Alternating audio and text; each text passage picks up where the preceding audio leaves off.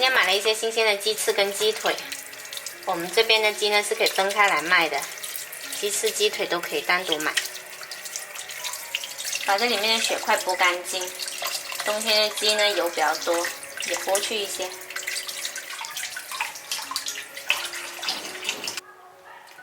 稍微沥干水再砍成块。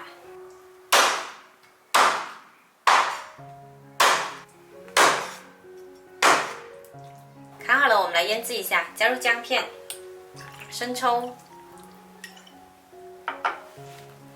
蚝油、少许盐、一点点白糖、一勺淀粉，抓拌均匀。再来少许食用油，拌均匀，腌制30分钟。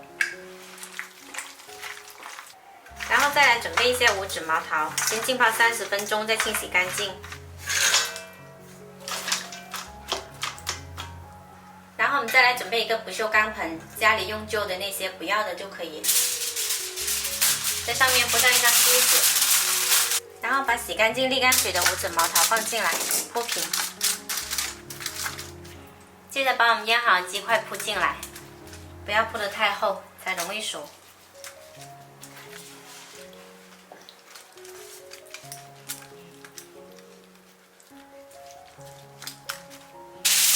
面上呢再盖上一张锡纸，把口收起来。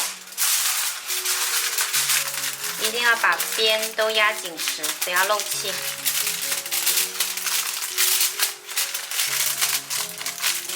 煤气炉我们调中火，然后把不锈钢盆直接放上来焗，先焗3分钟。焗了3分多钟，这个锡纸中间已经鼓起来了，我们改小火再焗5分钟。时间到了，我们拿把刀把锡纸划开。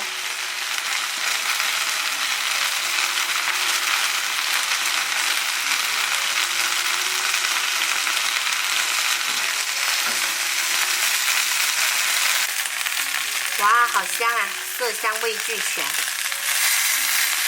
看这下面还有油啊，还滋滋滋的响。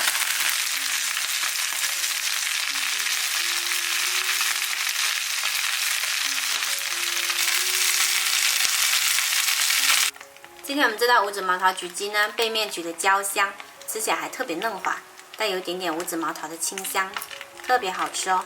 喜欢的朋友可以收藏起来试一下。我是小坏，喜欢我的视频记得关注我哦。